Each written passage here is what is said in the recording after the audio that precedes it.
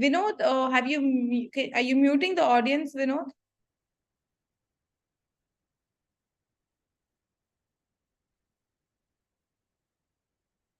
Vinod,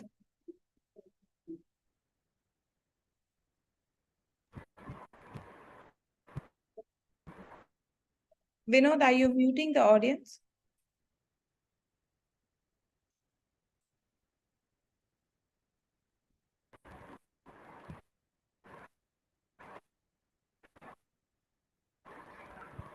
Vinod, I cannot hear you.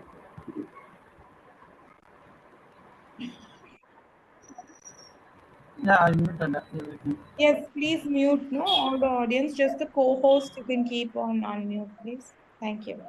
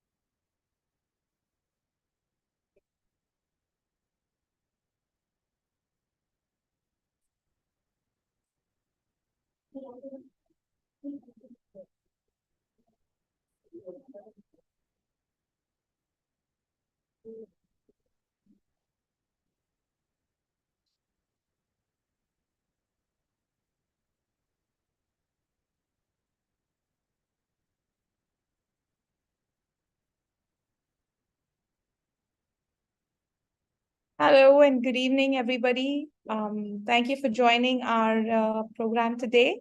We'll just begin in a couple of minutes, wait for about a minute or so, and then we'll begin. Thank you for your patience.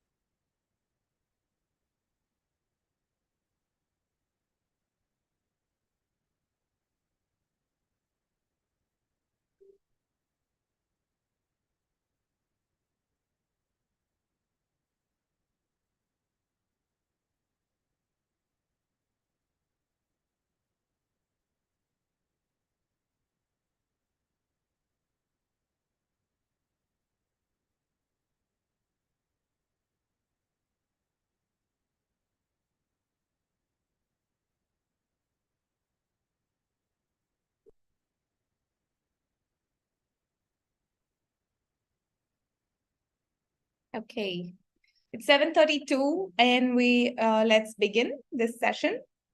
Good evening, everyone. Good morning to some. Thank you so much for joining our program today.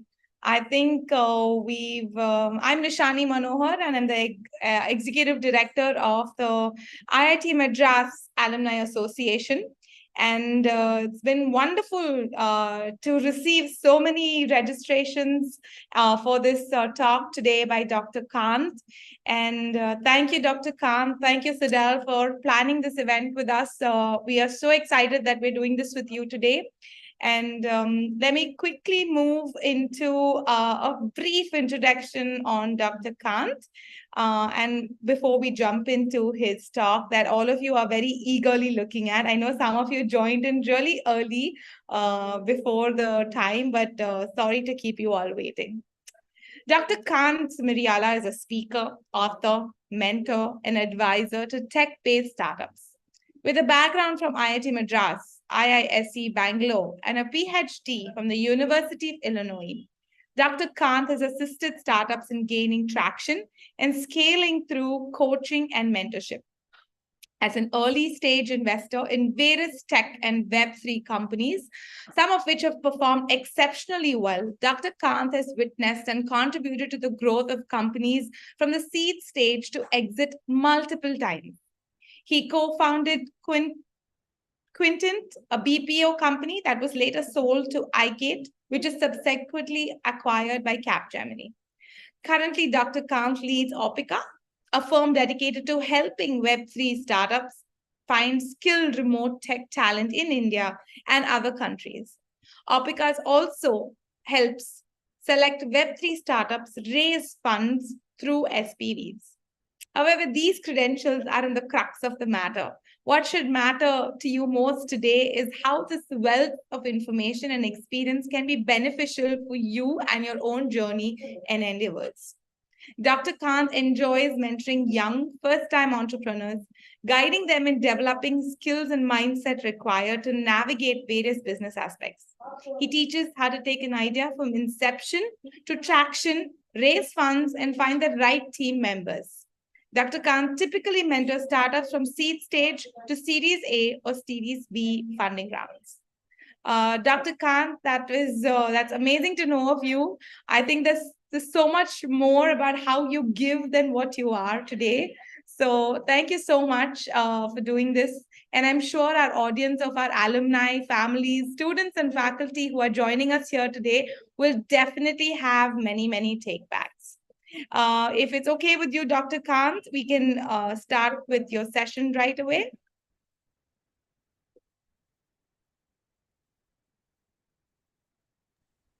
Okay. Thank you, Nishani. I truly appreciate that. I think this whole journey started a few months back when IIT Madras chapter of Dallas, Texas asked me to come and give a talk, and I was pleasantly surprised to see Kaviraj there, and it was a great connect, and that led to my talking with you and Rakesh. And I truly appreciate the immense effort that you all have put in over the last several weeks to make this happen. I'm very grateful to all of you. I appreciate that. And good morning. It's morning here in Dallas. It's about 8 a.m. And I know it's a little after 7:30 p.m. in India. Hi to all of you. I know people are joining from different parts of the world, not just US and India. Wherever you are, hi to you. I'm not much into doing presentations. I'm going to just share a few of my experiences. Although I have a deck of slides prepared, my goal is not really to walk through them. I will tell a brief example or a story in each one of them. My goal is to finish my talking points relatively quickly and open it up for all of you. The most exciting thing for me is to answer the questions you probably came here with. I want to leave as much time as possible to get to them. Yeah, so I grew up in Bangalore, and dad was a professor in Indian Institute of Science, Bangalore. I grew up in a very academic environment. So coming into IIT was kind of sort of normal expectation. And then after that, going to, it was kind of understood that I will do a PhD because my dad has a PhD. So I followed that. And after that, after my PhD at University of Illinois, I'm the 1985 batch of IIT Madras Mechanical Engineering, Saraswati Hostel, for those of you that are here, keeping track. And then after finishing my PhD in 1990, I had an offer of faculty position from a couple of different universities. And that's when I thought, this is all I have done all my life. So why don't I switch gears and get into industry? I took up a role in the technology research labs of Accenture in Chicago at that time. And that made all the difference. Fast forward a few years, in 1993, summer of 93, 30 years back, is when I kept my job and started a business on the side. That was my first venture. That's why I talked about 3 decades of experience. Time flies. I was once upon a time where you are. I'm guessing that most of you here, at least 90% of you, are younger than I am. I'm taking the liberty. These days, that's what I find in audiences. So let me share my screen. I will walk through a bunch of slides. This is mostly to keep me on track. They're not. Okay, there you go. Nishani, I hope you guys can see my screen. Yes, all good. Please go ahead. Let me see if I can make it full screen. Is that better? Is that okay? This works. This is good. Yes. Okay. All right. And feel free to yell at me, or if something is not clear, or if my slides are not moving. So it's about navigating the entrepreneurial journey for somebody like me that was not even supposed to be an entrepreneur. Remember, I grew up in middle class India in the 80s, in the 70s. And when Bangalore was a sleepy pensioners town. If you go to Bangalore today, it's anything but a sleepy pensioners town. That tells you how much has changed. So coming from a very academic type of a background, it's a surprise that I even became considered entrepreneurship.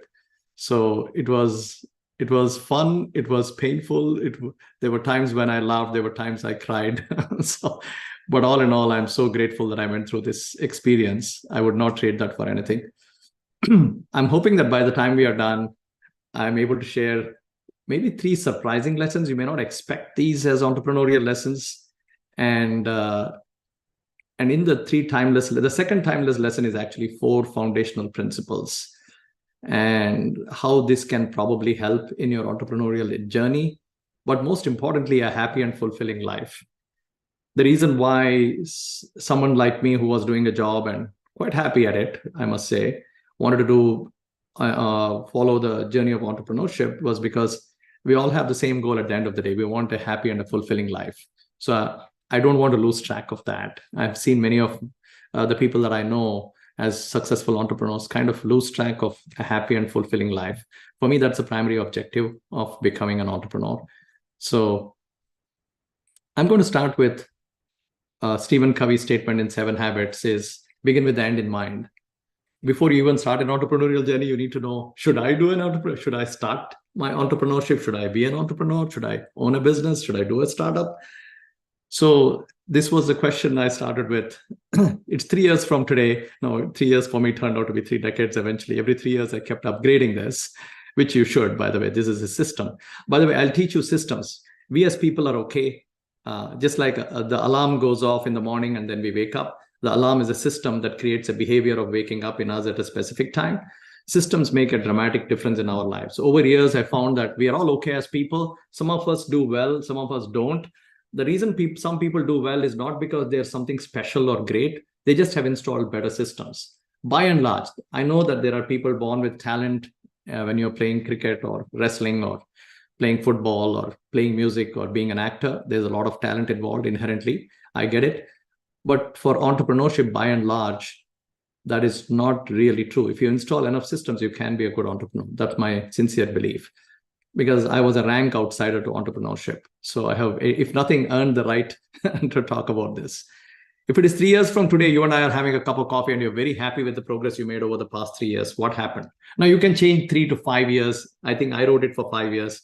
And my 5-year objective when I wrote it, I was still an employee at Accenture. I said, well, number one, I have paid off my home loan. I had a very large home loan at that time, what I thought was a large home loan, because that was the biggest loan I ever took in my life. So that was the first thing that I was married. So my wife and I sat down and put that down. Number 2 was we wanted to replace my wife's income with a cash flow because we had 2 little kids. She wanted to be home taking care of them.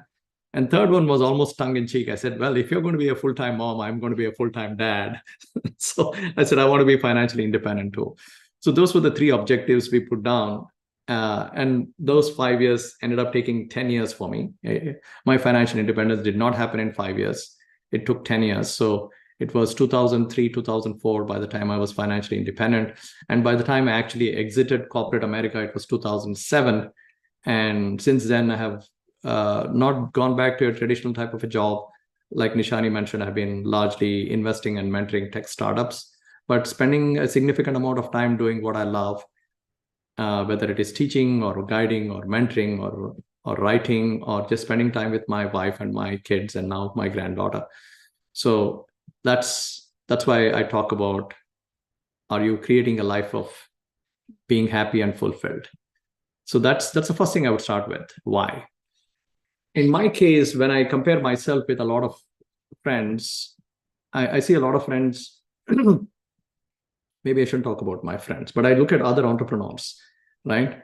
So when I look at other entrepreneurs, some of them are serial entrepreneurs. And many times I've sat down with them and asked them, why are you a serial entrepreneur? And most of the times the answers I hear were unsatisfying to me. It was, I have one more idea. I think this is going to be a big one. I used to hear all of those questions, but I never heard that this is what I want to do. This is what gives me happiness. This is what is more fulfilling for me. So, and I always found that puzzling. And in many cases, they would have relationship problems, health problems. They didn't have financial problems. Most of these entrepreneurs did extremely well. They were probably in the top 0.1% in terms of finances. But relationships and health many times suffered. And I would keep looking at that and saying, is that the end goal of entrepreneurship? Luckily, it is not. So in our case, not just me, my wife and I defined what was enough for us. So the financial independence point that I talked about, and that might be a different number for each of us. It's where you want to live, how you want to live, what you want to do. And that usually boils down to a number smaller than what you have. In your mind, you might be thinking, oh, I need 100 million. You'll be surprised. Maybe you don't. So your dream life, even if you put everything down, is usually much, much smaller financial figure than that. So our financial journey, quote unquote, ended in 2003, 2004. But that did not end my entrepreneurial journey. Why? That's one of fulfillment, impact, creating greater happiness for myself. So that does not mean your financial rewards end, but you're no longer doing these things with the primary goal being money. Okay, I hope this is a very important lesson. That's why I'm spending some time. I wish, by the way, I'm teaching you all the things I wish if I rewound by 3 decades, what are all the things I wished I knew then is what I'm presenting to you. I hope this is the timeless lesson number 2. This has 4 different foundations. I'll give you a symbolic way of looking at it.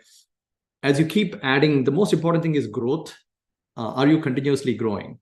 And I used to be, I don't blame IITs for this, but because of what I went through in IITs, we used to have this very competitive spirit and we used to talk about it a lot. And I misunderstood that completely. I used to compete with everybody else.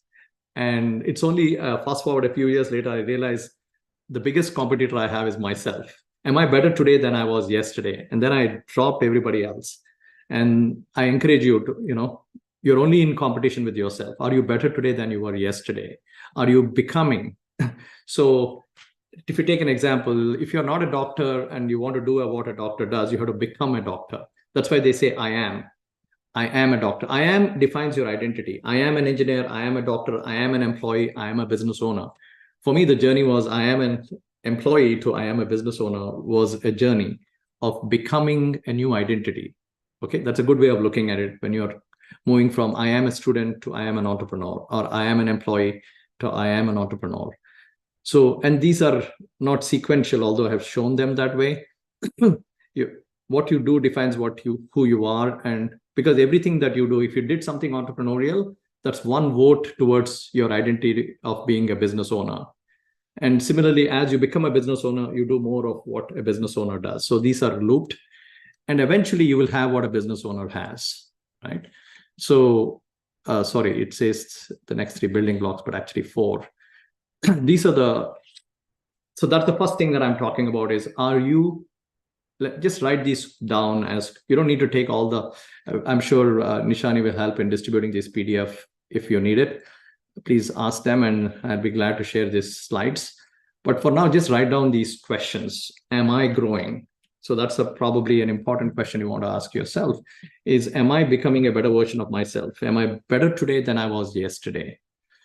And I got the daily growth of 1% from a book called Atomic Habits, where he talks about if you keep growing yourself 1% at the end of the year, you'll be multiple times better. So all of this, I hope you're following the timeless lesson number 1 is, do you know where you're going and why? And do you know what's enough? Timeless lesson number 2 is, are you growing? Are you competing with yourself? That's a question. These are questions you want to ask yourself every morning. Brush your teeth and then sit down in the same place in the same room, and you go, have I grown yesterday? Is the first question you want to ask yourself, right? And these are called systems. That's why I'm installing systems. Remember, brushing your teeth is a habit. So you habit stack on top of that. Right after that, you sit down and you ask yourself these questions. Did I grow yesterday? So, and the second one is, as you keep adding value to yourself, you become valuable. So I went from not being able to do some things in entrepreneurship. As I kept adding value to myself and kept growing, in some sense, I became bigger than the problem, right? And then I could solve that problem. So that's one way of looking at it. The second way is, as you keep adding value to yourself, you become so valuable with respect to the people around you. There's a value differential that flows to them. If you take Steve Jobs, the value differential took the form of an iPhone or an iPad or any of the devices that came out of Apple. And the value differential is delivered in different vehicles, right? So entrepreneurship is delivering that value differential in the form of a solution to people's problems. People don't know that they have a problem most of the time. Like Henry Ford said, if you ask people what do they want, I want a faster horse, they would have never imagined a car. And Steve Jobs said it differently. People would have never told him that they wanted an iPhone. People don't know what they want until you show it to them, right? So when you show it to them, they say, oh, I want that. So necessarily as entrepreneurs, we need to have that imagination of a solved problem that we want to show it to them. So as you add value to yourself, you figure out a way to give that value in a value. So if you continue to take the example of iPhone, we might be paying $1,000 for an iPhone, but we are getting $10,000 of value because there are so many there's a email app in there, there's a compass in there, there is a maps, Google Maps in there, there's a camera in there, there's a podcasting. You can see how 15, 20, 30, 40, 50 devices have been integrated into this. So $1,000 is a great value. So the value is much higher. We're getting $10,000 of value for paying $1,000 of price. So that's how businesses are created. And then you don't sell one copy of an iPhone. You sell many of these. That's the other thing. That's a multiplier, is the network. And that's the biggest change that we have seen in the last 30 years. When I started entrepreneurship, it was brick and mortar. That multiplying of network was extraordinarily slow. So businesses that were $1 billion took 40, 50 years. And then you see ChatGPT grow to 1 million users within 30 days or something absurd, or a few days. So that's because the network growth is happening on top of electronic networks, internet and mobile phone network that's already been built. So we live in the best of times, to be honest. And the best way to build that network of relationships is to give, right? Give value to people and give it properly. I don't have time to deconstruct properly today. I'll skip that. And entrepreneurship journey is not easy. It is hard. There are days that are not very bright, I must say. There are days then in our enterprises, we were days away from being able to pay salaries, and we did not know how we would pay the salary of employees.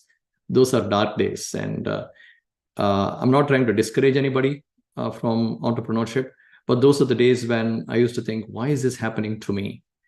Until one mentor sat me down and said, you really need to change that program in your mind. Life is not happening to you. Life is happening for you.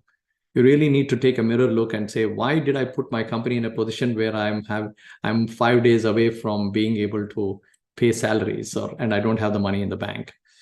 So that was the day I promised myself, I'm going to look at everything that comes to me, whether it is positive or negative, as if life is happening for me.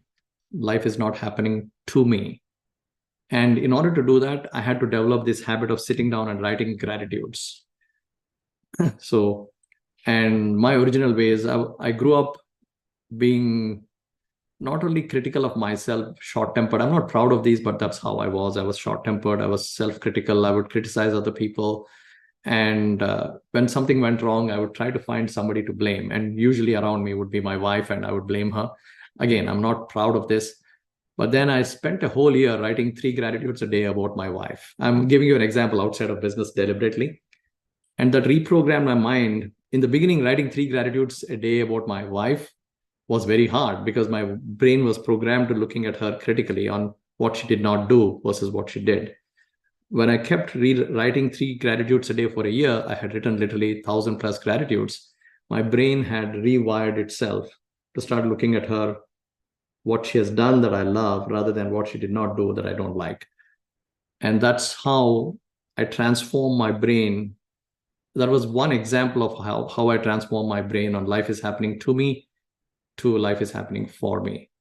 So it turns out that gratitudes, and I have read extensively on this subject, are a foundation for happiness. And happiness in the beginning is a choice, but later on it's a habit. That's why I asked this question, is happiness a choice or a habit? It's a choice made consistently, it becomes a habit. So I did not know happiness was a habit.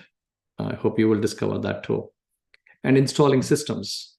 You are okay, but your systems may not be. And one of the simplest systems I've just given is writing 3 gratitudes a day. So every single day I do that. I write 3 gratitudes a day about the next level of growth. Like I told you in the beginning, I had to grow to become a better husband. So I wrote 3 gratitudes a day about my wife. I wanted to improve my self-image. I wrote 3 gratitudes a day about myself. I wanted to improve my business. I wrote 3 gratitudes a day about my business. I wanted to treat my employees well. So I wrote 3 gratitudes a day about my employees. I hope you get the point. I wanted my mentees to succeed. So I started writing 3 gratitudes a day about my mentees. 3 gratitudes a day help me see them as I want them to be rather than as they are. And finally, the timeless lesson number 3. Here, I'll give you an example. In the US, when I came in, I heard a lot about the Vietnam War and how US was in Vietnam fighting the war. And US, with all its military might, finally had to give up and come back home. They lost the Vietnam War. And I found that peculiar. How come such a small nation defeated such a large nation with so much military prowess? That's because US was playing a finite game. They wanted to win the war and come back because all the soldiers were away from their families and homes. They just wanted to end the war and come back. But Vietnamese were, this is our homeland. This is our country. This is where we live. So how long will we fight? Forever. We will keep on fighting. So there is a finite game player for fighting the game against an infinite game player, right? The infinite game player has advantages because they're not playing to win or lose. They're playing to continue the game. The finite game player is playing to win or lose. I know this, I'm getting a little bit into the game theory side, but it's useful to understand basics of game theory because it helps you in running your business. So that's where when you're playing a finite game, you want to win or lose. So you're trying to get to one of those two, but the infinite game player wants to continue playing. And it's almost impossible for a finite game player to win against an infinite game player. So that brings to a question about, should your business journey be finite or infinite? The answer is both. It depends on the goal.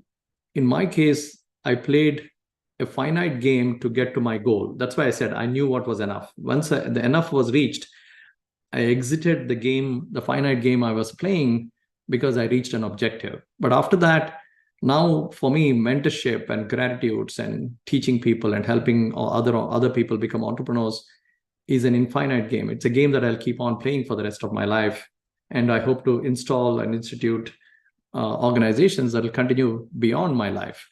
That's playing the infinite game.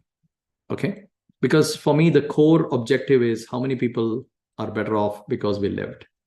Okay, so I hope I know I covered it very quickly, and I did that deliberately, and I'll be happy to share these slides with you guys. But my goal was not so much to teach with the slides, but to give you a few examples and a framework on how to think about entrepreneurship. But honestly, I really wanted to spend a whole lot more time tonight on your questions. I think that's going to be the most useful. And also, let me, if you guys didn't get it, let me also share the QR code. You can probably scan the QR code, and that will connect you directly to my LinkedIn. Okay, or reach out to organizers like Nishani, and they will connect you to us. I'm very happy to connect with anybody here that wants to talk offline and chat with you via LinkedIn or whatever else that you use. So yeah, that's the reason I put the QR code up there. All right, with that, Nishani, shall we move to Q&A if that's possible?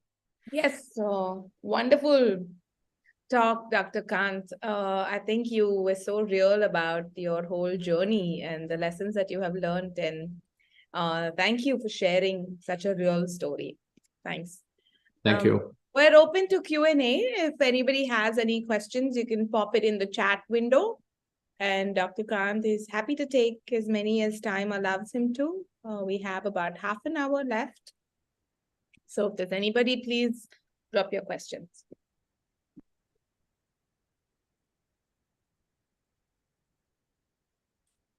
What do you have to say to AI tech startups who take years to develop a prototype? That's from Vijay Vallabh. Vijaya Vallabh. Yes. Vijay Vallabh, great question. What do you have to say to AI tech startups which take years to develop a prototype? Different businesses have different incubation times and different requirements of capital.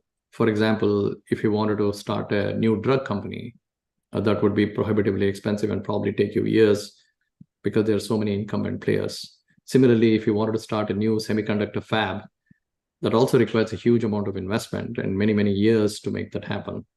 So you're absolutely right. So there are certain startups that will take years to develop a prototype. And so the question is not about the industry, but that's why I focus a lot more on your personal ambition. Vijay, if you were the entrepreneur, you are the driving force behind that business. Do you have the energy, the enthusiasm, the stick-to-itiveness to stay with that, to overcome the hurdle? It's not about how long the AI or tech startup takes. It's how long are you willing to work that? Are you so motivated to take that AI tech startup over the hump, even if it takes years? If the answer is yes, and you're just committed to that, to do whatever it takes to make that happen, and you have the drive inside of you, the energy inside of you, and it's your mission in life, then you should do it. That's the whole point I'm trying to make is, and Vijay, if that is the case, go for it. Kudos to you. You will make it happen. That's phenomenal. If it is not, don't be embarrassed to do something different that is faster to build, easier to market, and maybe easier to exit. I just gave you the various parameters to tell you you should do it for your own reasons and not be embarrassed about it. You're doing a business for your happiness and your fulfillment, not for the rest of the world to judge you, which they will, or to rate you, oh, you should have done that. Maybe you should have done that, not me. I did what I wanted to do. So as entrepreneurs, you should have that much self-esteem to focus on your own interests and your own motivation, because at the end of the day, it's your gas tank of energy that will take you over the hump. So the question comes back to you is, are you willing to do that? Are you willing to stick to the AI tech startup for years to develop a prototype? If the answer is yes, you should do it. If the answer is no, you should not. Thank you. We have an interesting question from Dr. Lakshmi. How can we write gratitudes for improving business? She wants an example, please. Yeah.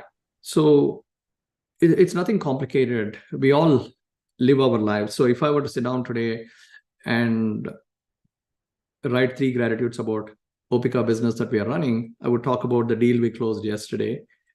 We did not close a deal for 2 months and 17, all of September, all of October, and 17 days of November. Our goal was to close 1 deal every single month. Just because I've been at it for 3 decades does not mean I don't have disappointments. It does not mean that success is attacking me 24/7. It took us 77 days before we got the deal that we were hoping to get in September. But that's a big celebration. I would write that as a gratitude, right? And I would also write gratitudes about my team that hung in and fought through these 77 days. They could have been disappointed, but they treated as if life is happening for us. They treated every challenge and every client that turned us down as an opportunity to learn and grow and become. That would be another gratitude. And the third gratitude I would say is, thank God we are cash flow positive. We can pay salaries to all these people and not worry about going out of business, even though we had no clients for 77 days. So nothing extraordinary. Just write what happened, but look at it from a positive lens. And do that. But the most important thing is to do that every single day. The point is, I wake up, I brush my teeth, I come to my office, and I have a sequence of things that I do. I listen to an audio, I watch a YouTube video, I read a few pages, I write a few pages, I write my gratitudes. They don't need to take a huge amount of time. They could be 5 minutes each, but the procedure, the systems that you install for learning and growing and becoming, that's one important thing. And that's also a happiness habit. Yeah. For tech startups, should you bootstrap or should you use venture capital? That's a very good question. It's from Anup Jogdand, I think. Sorry if I'm butchering your name, Anup. My apologies. For tech startups, bootstrapping versus venture capital. That depends on the industry that you are in. The idea of bootstrapping has been misinterpreted. You don't bootstrap or raise venture capital depending upon, I don't want to raise capital because I want to own the whole company. Generally wrong reason. Once you have decided what you want to get out of your enterprise, the enterprise becomes a mothership. That is the single most important thing for everybody involved, for the founders, for the employees, for the investors, for the stakeholders, for even the clients. The most important thing is the enterprise. The enterprise is, so what is important for the enterprise? Can it be bootstrapped? Or if you bootstrap it and it takes 5 years, by that time, will the opportunity be lost? Right? In which case, you better raise venture capital quickly. Or if you say, no, I'm not in an industry where the capital, it'll be lost. It's more important to retain control for the betterment of the company. Okay, then you bootstrap. So whether you bootstrap or raise venture capital is the question you have to ask is, which one is better for the business to survive and thrive and succeed? For example, when we started Quintent in 2003, we were a little bit late to the BPO industry. We started a business process outsourcing company in financial services in 2003. By that time, tech players like Infosys, Wipro, TCS, Cognizant were already entrenched players. We were looking at BPO, business process outsourcing, being the next step beyond IT. But Infosys had already launched Progeon and Wipro had already launched their BPO arm. We knew we were probably a year or two late, and bootstrapping, which we could have done, would have taken us a long time. So instead, we went to the GMR group in India. You know, they're the ones that built the Hyderabad and the Delhi airports. We were their first technology investment. We raised $35 million in capital from them. Why? We could build a center with 1,000 people literally overnight, and we accelerated the entire Quintent business by at least 2 or 3 years because of the capital raised. And therefore, not only did we remain competitive, we got a lot of clients. We got acquired within a year by iGate, and then a few years later by Capgemini. I don't think any of that would have happened if we had bootstrapped. Now, did we want to bootstrap? Absolutely, yes. For our own sake, we want to retain the ownership. But was it a smart idea to raise venture capital and give away a big chunk of the company? Absolutely, yes. So I hope that helps. How do you take an MVP that works to raise funding? how do you take an MVP that works? So I'm guessing that MVP that works, you're trying to tell me that you already have traction. Let me define traction. So traction happens when you have a clear problem identified, a clear target segment that has the problem, and you have a solution that they're using and hopefully they have paid for. And that revenue traction is growing month on month. So that's what is called traction. If you have traction, generally, if you have traction, it's very easy to raise money in a growing industry. So all that you have to do is summarize these numbers. Who is the target segment? What is the problem they have? What is the solution we have developed? The fact that they have purchased it, paid dollars for it, and they're using it, and more clients are in the pipeline. And you can see an expanding pipeline. So that would be what we call as traction. And the amount of traction depends on who are the VCs that you approach or the investors that you approach. If you're in the early stage of minimum viable product and going with that to raise funding, you're probably looking largely at angel investors. So it's very easy to present. My suggestion is create these deck of 4 or 5 slides based on the points I mentioned and take it to 5 or 10 angel investors and pitch it to them. And if they pull out their checkbook and write a check, great. If they don't, you ask them, what will it take for me to get funding from you? They'll say, I'll get 5 more clients and come back. They'll give you something very actionable. I highly recommend you do that. Okay. Any tips on developing self-discipline required to run your own life without having office hours or a boss? Yeah. Jishnu Choi. Jishnu, that's a fantastic question. That was a big challenge that I had when I was very happy. And 2007, I'm financially independent. I'm getting out of corporate America, and I exited. And then I realized within a few days, I realized that far from being happy, I was actually not happy at all, because I suddenly realized I did not have the self-discipline to be financially independent and to run my own life. I was so used. I was like they say that when the elephants are trained by tying a piece of log to their leg when they're little, they're mentally conditioned that they think that when a piece of log is tied to their leg, they cannot run away. So even when the elephant has become big, it can easily run away, but the log of wood tied around the leg keeps it conditioned to staying there. So it was like that. I was so conditioned by working in a job. I was working in a job for 16 and a half, almost 17 years, from 1990 to 2007. So those 16, 17 years had programmed me and conditioned me to doing a job Monday through Friday. Thank God it's Friday, take off Saturday, and then on Sunday get back to work, and oh God, it's Monday. So I was programmed to that kind of thinking for 16 plus years. So suddenly when I found myself financially independent, I also found that I was completely lacking systems at home to keep me self-disciplined. One of the big things that I got very quickly was got myself a mentor, somebody I respected that I could be accountable to. And that's who I became accountable to my personal growth on a daily basis.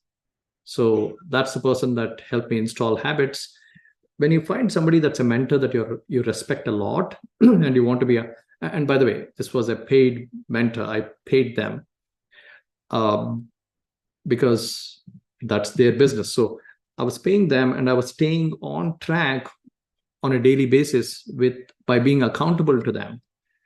Because I respected them, anything that I promised that I would do, I would really, really do my best to do that.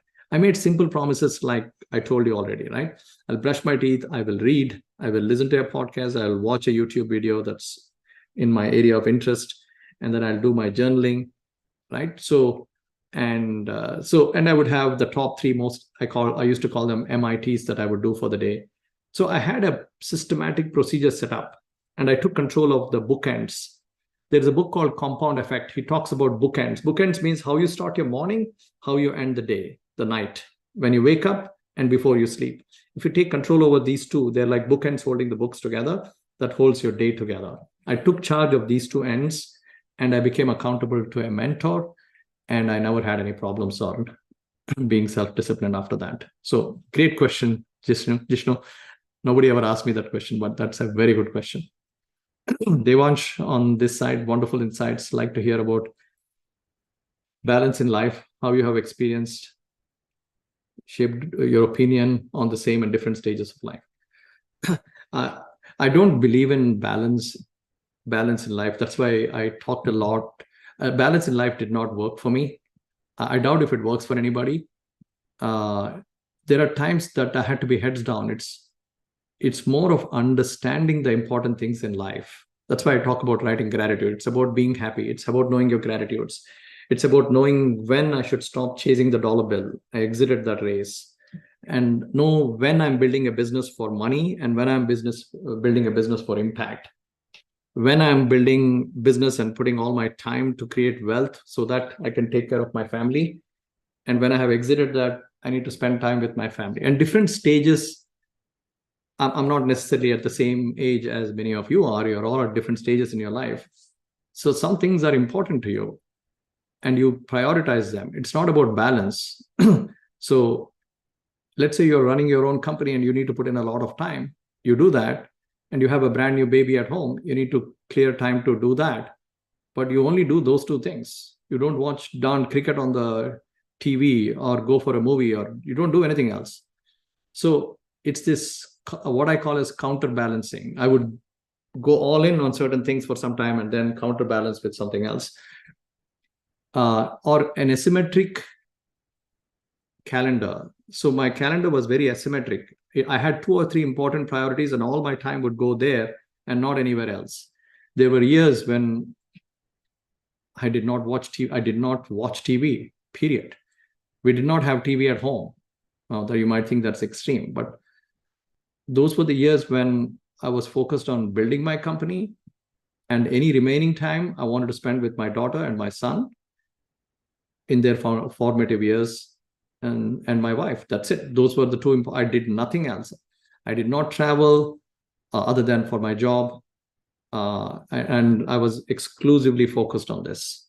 So that's what you might, now all my friends thought I was out of balance because they would invite us for parties, birthday parties, and we would say no and no. We would send the gifts for their birthdays, but we would not go. And there were years, maybe 10 plus years, when we would continuously say no to practically everything.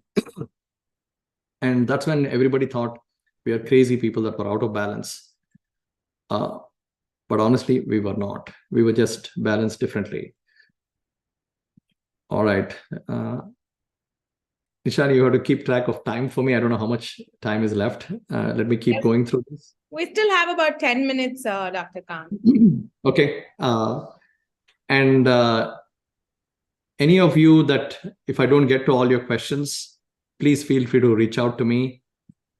Nishani, how do they reach out other than I gave the QR code? I hope they can get to me through that to LinkedIn. Yes, that's one option. If not, they're free. If you want to give your email address, then they can email your questions to you or to me. Either works. Why don't I just type in the... I just sent you my email ID in the chat group.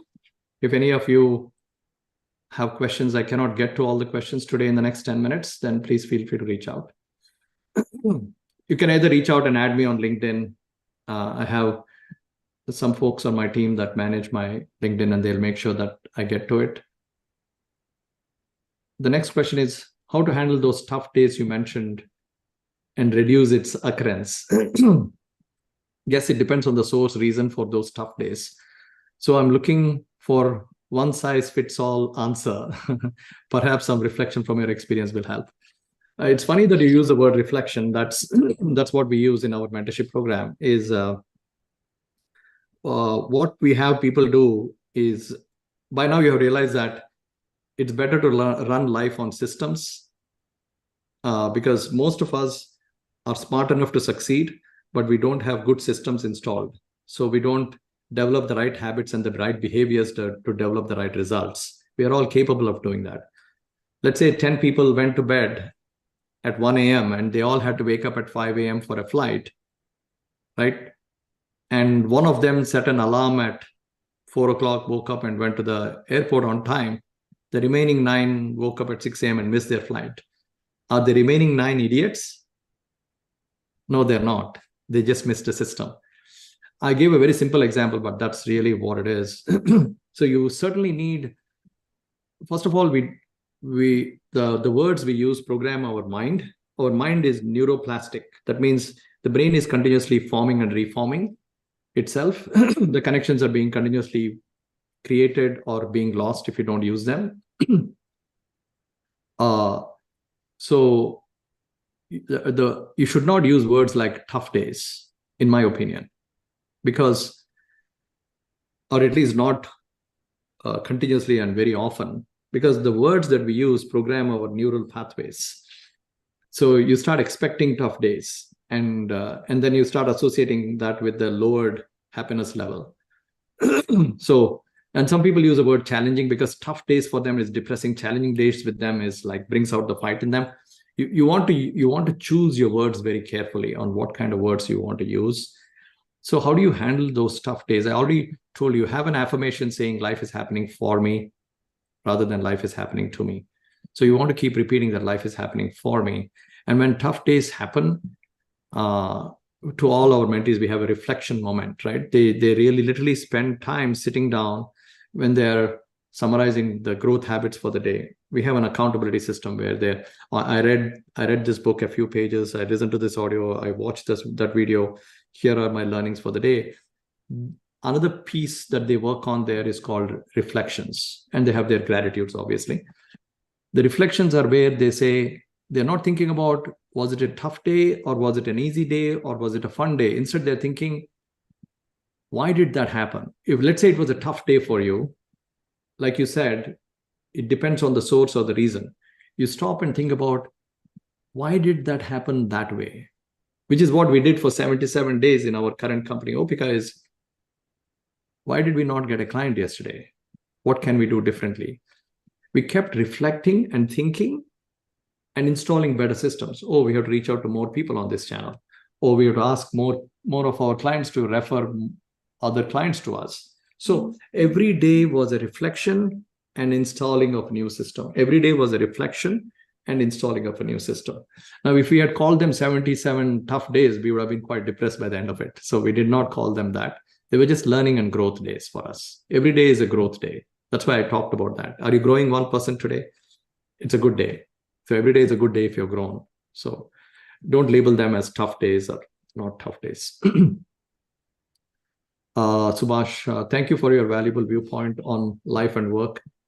Can you briefly cover on how to break out from idea stage for your startup? I think one of the common mistakes, Subhash, that I see people making is we have a tendency to think about, how do I do that? In your case, you're asking, how do I break out from idea stage of my startup, probably to traction and funding and growth and everything else and hiring employees? That was a mistake I was making for years. And until I had one more mentor sit down with me and say, Kanth, you're doing it all wrong. It's not about how, it's about who. And later on, I even read a book called Who, Not How.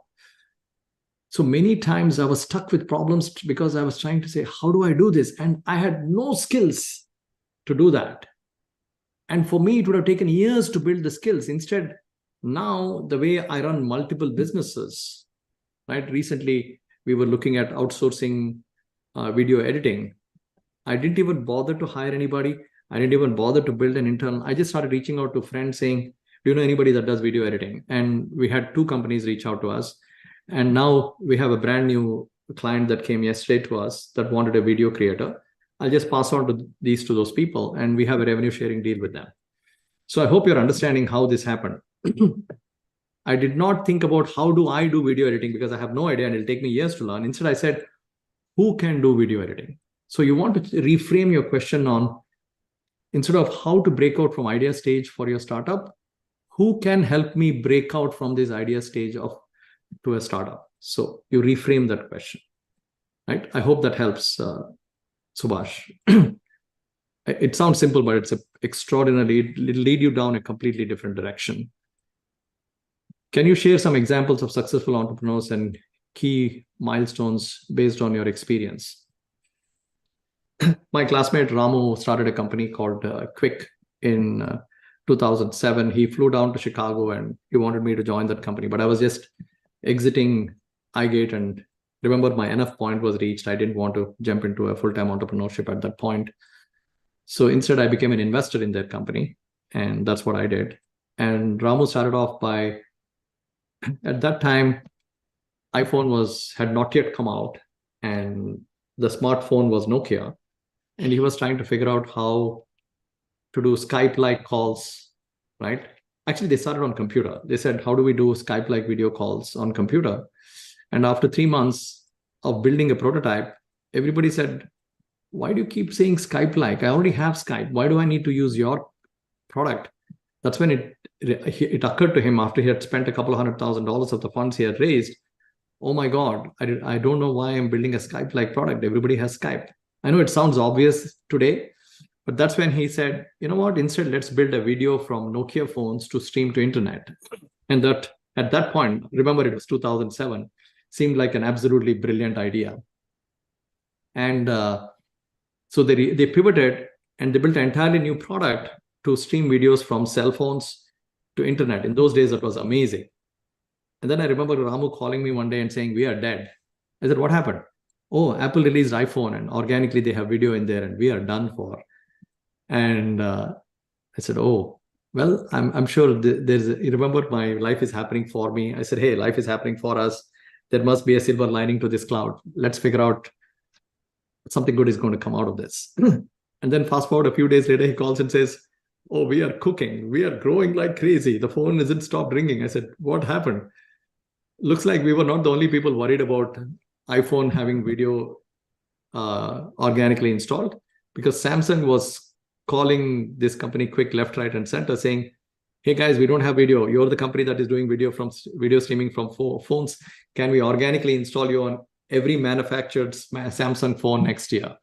And they had 3 million phones at that time and 3 million installs. And a year later, Quick was sold for 150 million to Skype. It was, so yeah, it's an entrepreneurship journey is really, really, really, really peculiar.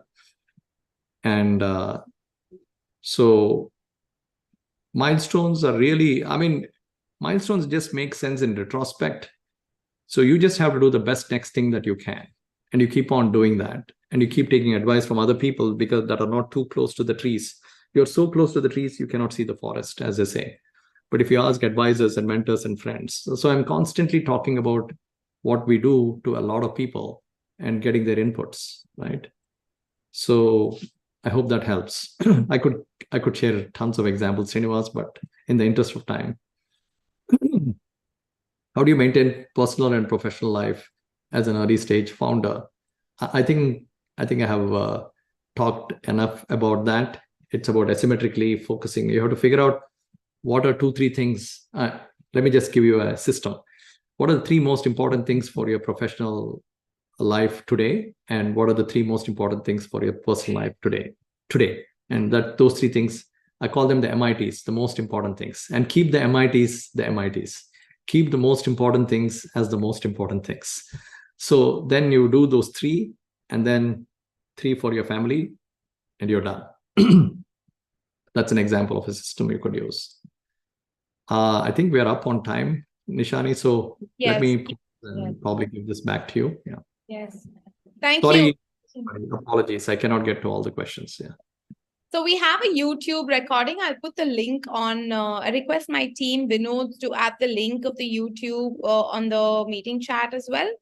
And thank you, everybody, for your wonderful questions. It was a very nice, I think, to and fro with a lot of insights from Dr. Kanth's real life stories himself, rather than very bookish lecture. I must say, this is a very refreshing lecture, Dr. Kanth. Thank you so much. Thank you. I think it was a very real story, and I think there was so much to take back from your talk, even though I'm not an entrepreneur, and maybe others are not too. So I think excellent life lessons, especially where you mentioned dark days, paying salaries. These are so basic and kind of speed breakers in every entrepreneurial journey today. It's so scary to even think about it.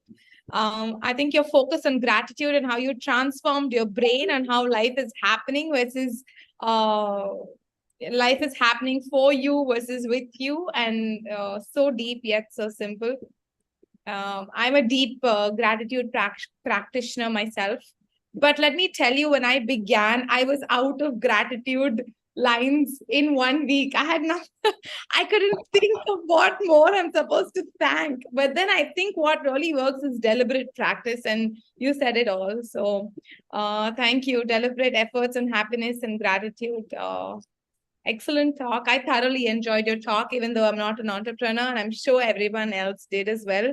With the flow of questions that we saw coming, I think everyone was bedazzled with your talk. Thank you so much. Thank you, everybody else, for being such a great audience, for being a peaceful audience with great questions. With a lot of, I think that the whole mix with work and life reflections was great, and such a touchy conversation today, I must say. Big thank you to Sidel as well for planning the session with us.